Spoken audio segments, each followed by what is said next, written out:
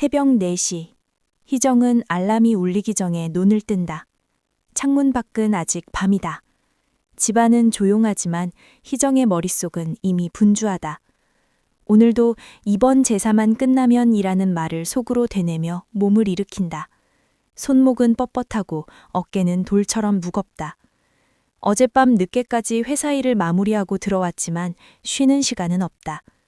제사는 가족의 일이라고들 말하지만 희정에게 제사는 늘 혼자의 일이었다. 부엌 불을 켜자 형광등 아래 오래된 조리대가 희정의 피곤한 얼굴을 비춘다. 싱크대에 쌓인 그릇과 칼, 큰 냄비들이 오늘의 전쟁을 예고한다. 희정은 물 한 컵을 마시려다 말고 빈속에 약부터 삼킨다. 속이 쓰리지만 약을 안 먹으면 버틸 수가 없다. 휴대폰에는 시댁 단톡방 알림이 몇 개 와 있지만 열어볼 필요도 없다. 늘 똑같다. 몇 시에 오니? 나물은 있지. 저는 너가 부치지? 질문은 있지만 도움은 없다. 희정은 시장에 갈 가방을 챙긴다. 무릎이 욱신거려 잠시 서 있다가 다시 움직인다. 문을 열고 나가자 겨울 공기가 얼굴을 베듯 스친다. 새벽 공기는 맑지만 차갑다. 희정은 어깨를 움츠리고 걸음을 재촉한다. 버스 정류장엔 사람도 거의 없다. 희정은 버스를 기다리는 동안 손을 비벼 체온을 올리며 머릿속으로 장보기 리스트를 반복한다. 소고기, 두부, 동태, 무, 대파, 밤, 대추, 도라지, 고사리, 시금치, 콩나물, 밀가루, 식용유. 리스트가 길어질수록 가슴이 답답해진다.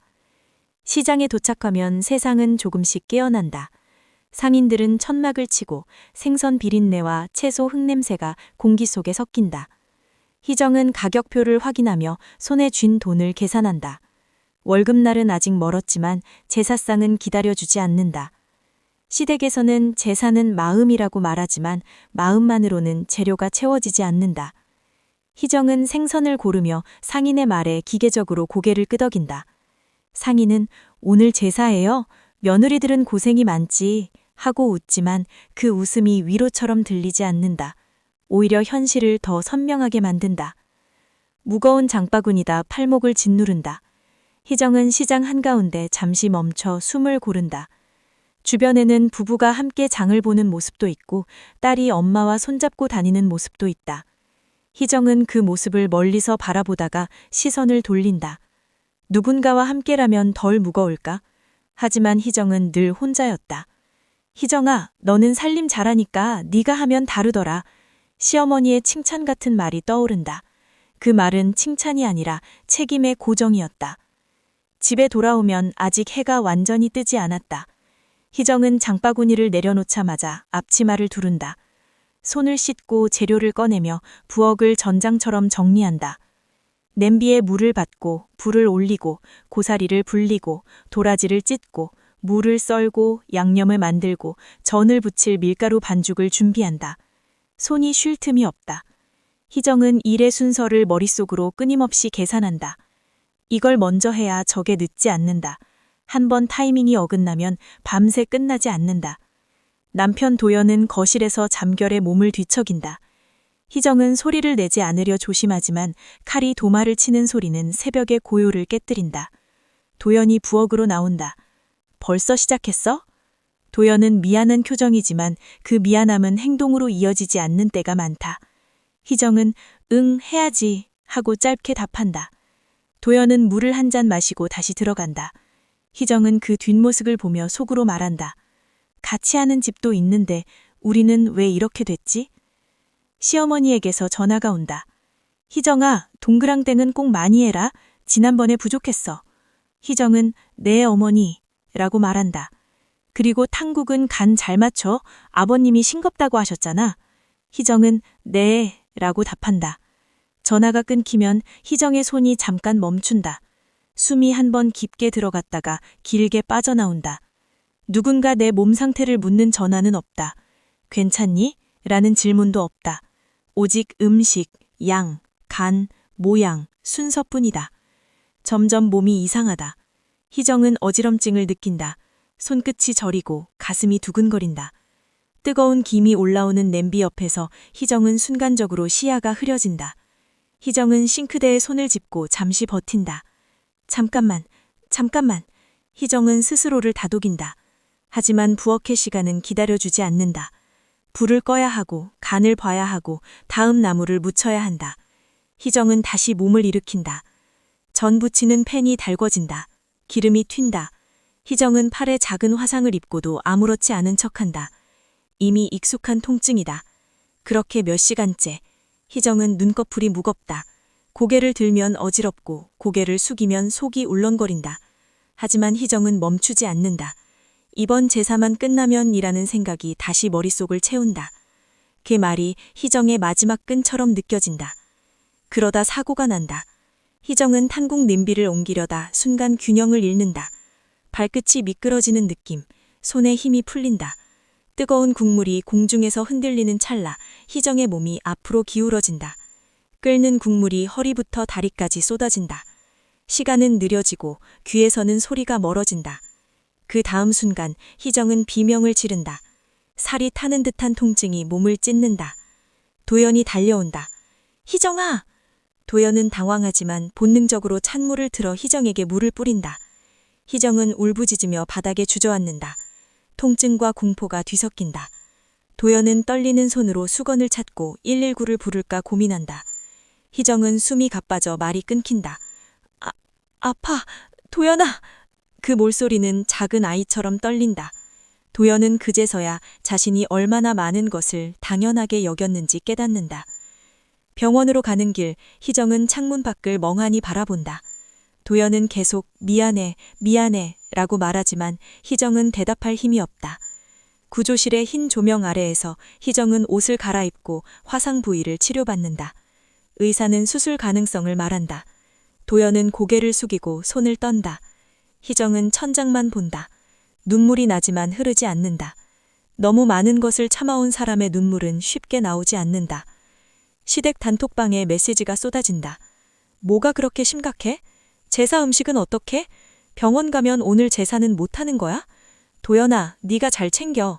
걱정이 아니라 일정 조정처럼 들리는 말들.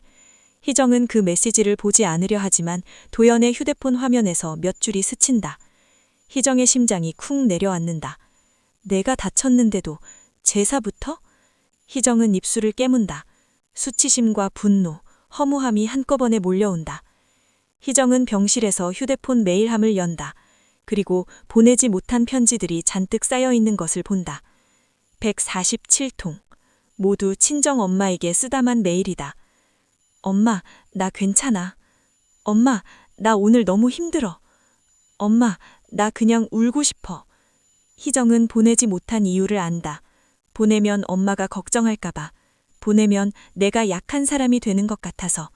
보내면 결국 내가 더 죄책감을 느낄까봐. 하지만 그 편지들은 희정의 진짜 목소리였다. 누구에게도 말하지 못했던 마음.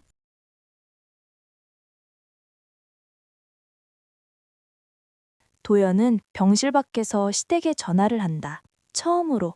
도연은 명확하게 말한다. 희정이는 지금 수술 얘기까지 나왔어.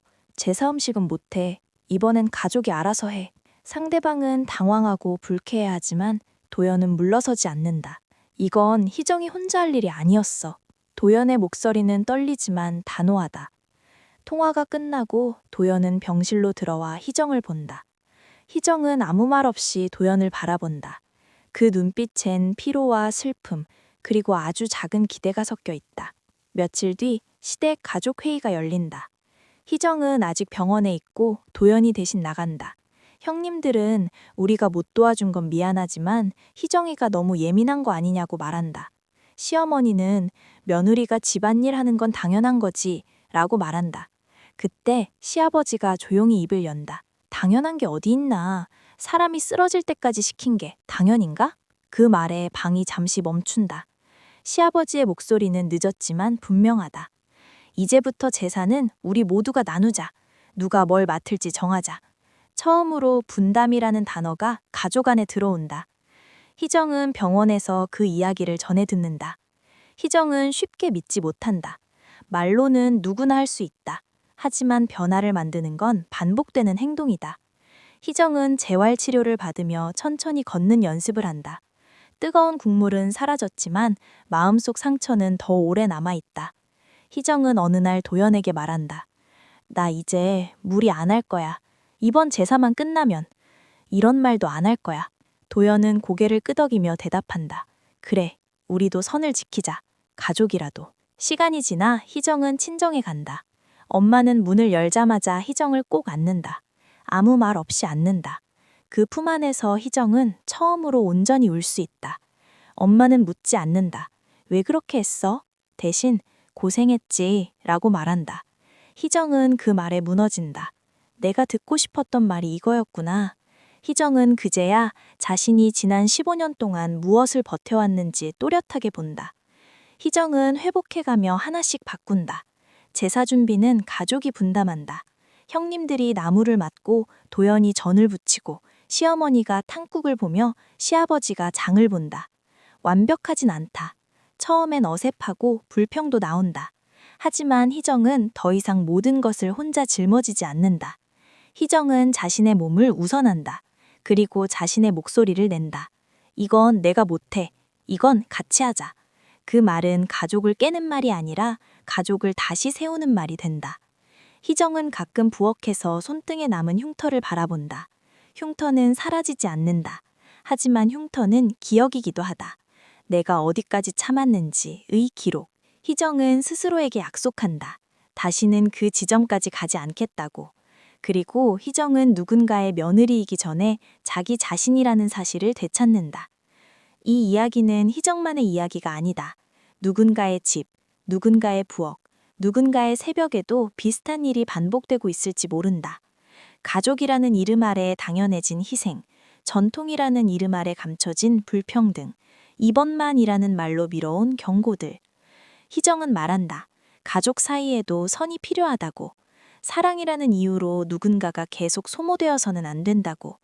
도움이 필요할 땐 요청해야 하고 주변은 그 요청을 무시하지 말아야 한다고.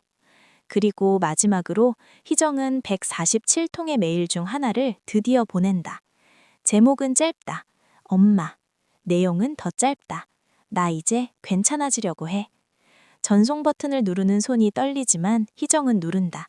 그 순간 희정은 알게 된다. 회복은 상처가 없어진다는 뜻이 아니라 상처를 안고도 나아갈 수 있게 되는 것이라는 걸.